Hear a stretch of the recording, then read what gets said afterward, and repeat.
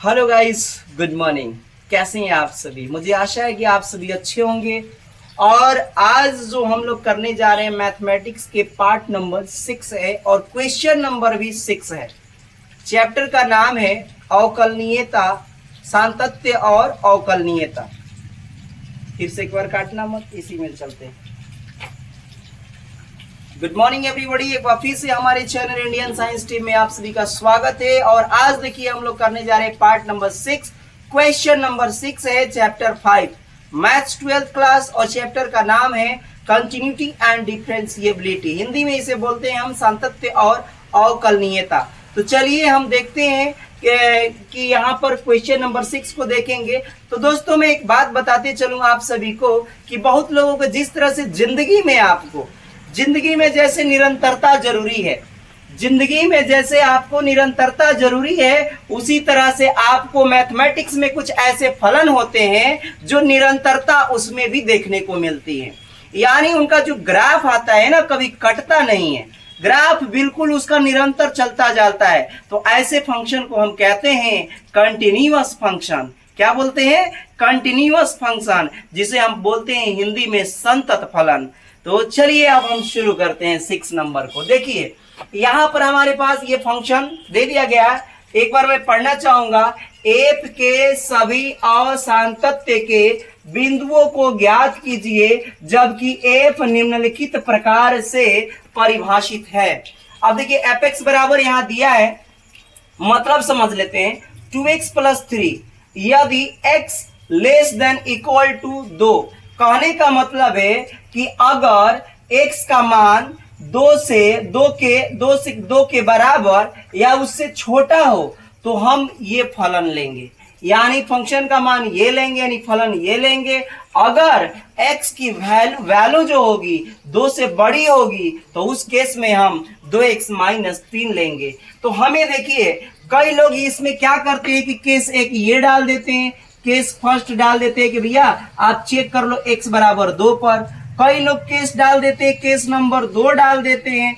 तो case number 2 जैसे check करते हैं तो केस नंबर 2 पर जैसे कुछ लोग x > 2 पर चेक कर लेते हैं और कुछ लोग केस नंबर यहाँ पर 3 पर भी चेक करते हैं, लेस देन 2 पर चेक करते हैं। तो यहाँ पर 3 केसेस आपको बन रही हैं। लेकिन ध्यान रखिए हमें ये पता है कि ये जो फंक्शन दिए गए हैं ये जो है बहुपदीय व्यंजक है। आप सभी को पता है कि जो बहुपदीय व्यंजक होते हैं वो सभी मानों के लिए संतत ही होते हैं।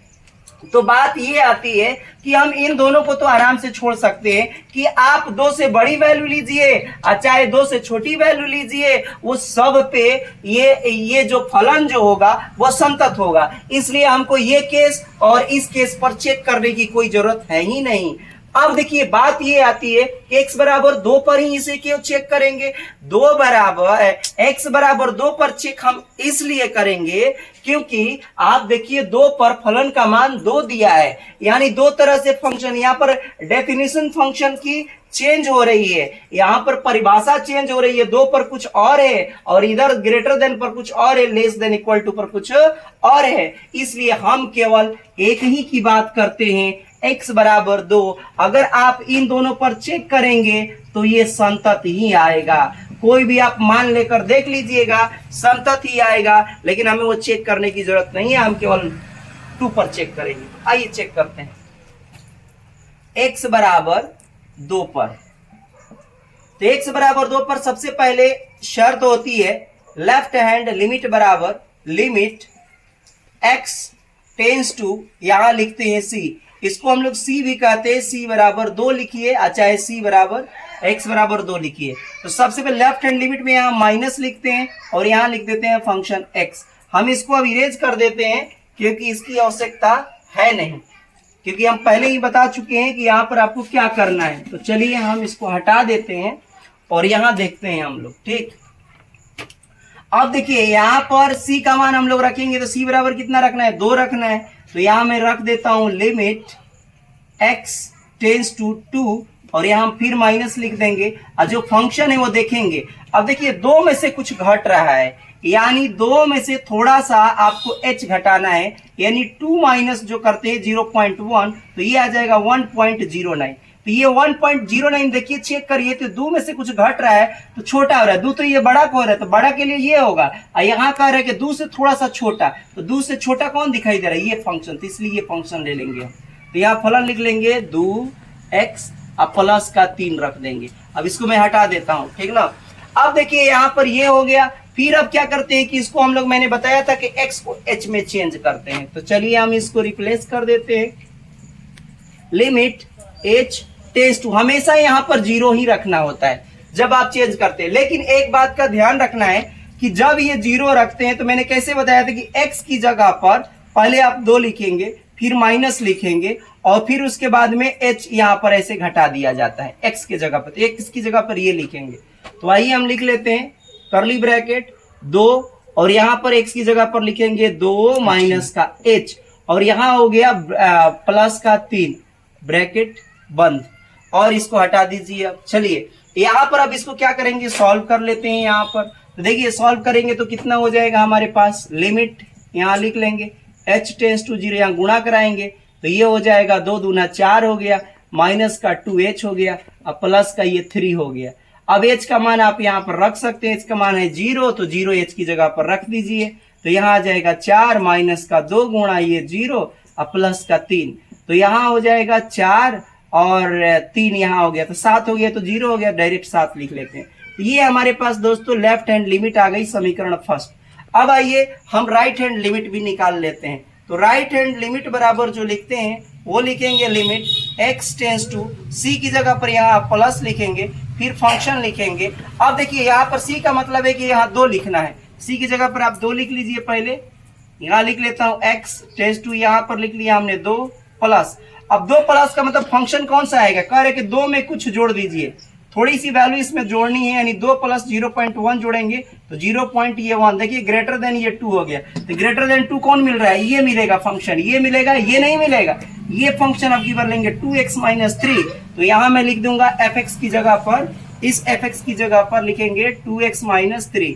अब इसको पता है कि x को हम लोग h में चेंज कर देते हैं, तो चलिए लिमिट लिखेंगे h टेंड्स टू, यहाँ 0 करेंगे और यहाँ पर जब चेंज करेंगे तो यहाँ करली ब्रैकेट लगाएंगे, 2 लिखेंगे, x की जगह पर हम लोग क्या लिखेंगे, तो ये लिख देंगे, क्या बोलते हैं 2 प्लस h, यहाँ लिखेंगे 2 प्लस h और इधर माइनस का 3 है तो ये एज इट इज लिख लेंगे।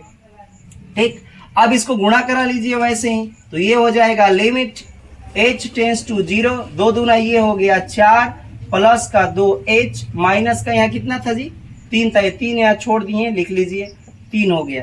ठीक, अब इसको इरेज कर देता हूं मैं।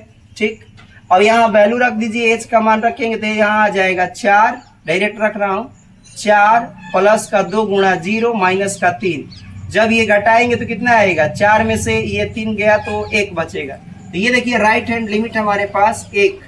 अब ऐसे ही आपको समझ में आ रहा है, left hand limit 7, right hand limit, इसका मतलब ये है कि ये असंतत बिंदु है। कैसा बिंदु है, तो अगर आप फंक्शन जब मान लिया जाए आपको fx भी निकालने की, मतलब यहीं पे तो हमारा काम हो गया है, लेकिन फिर भी मैं fx पर निकाल के दिखाता हूं। तो चलिए fx बराबर आपको कौन सा दिया है, fx का मतलब है कि बराबर वाला पर ये लेंगे फंक्शन 2x प्लस कितना लेंगे, 2x प्लस का यहाँ रखेंगे 3। अब इसमें रख देंगे हम लोग 2, क्योंकि हम 2 पे चेक कर रहे हैं, तो 2 पे चेक करेंगे तो 2 गुणे 2 अब प्लस का 3, जहां जहां x वहां 2 रख देना है।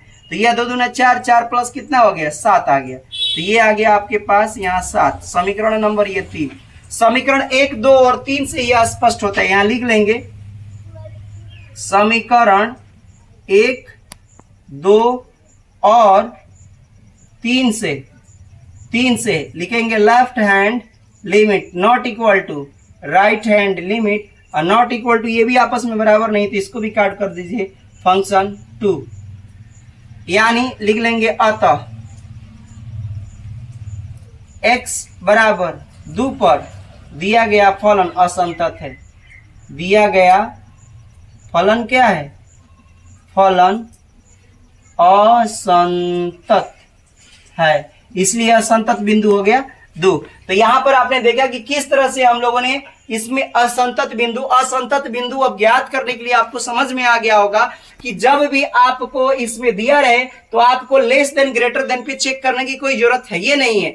क्योंकि आपको पता है कि जो पॉलिनोमियल फंक्शन होते हैं वो ग्रेटर देन हो या लेस देन, वो सभी के सभी पर क्या होते हैं, वो पूरी तरह से क्या होते हैं, वो संतत होते हैं। लेकिन हमको चेक करना है केवल दो पर क्यों चेक करते हैं, क्योंकि दो पर फंक्शन की वैल्यू चेंज हो रही है, दो बार दी गई है, एक बार यहाँ एक बार यहाँ, इसीलिए यहाँ पर जो कंटिन्यूटी है कंटिन्यूअस नहीं है, ये इसलिए x बराबर 2 असंतत है। तो यहाँ वीडियो को हम समाप्त करते हैं, हम फिर देखेंगे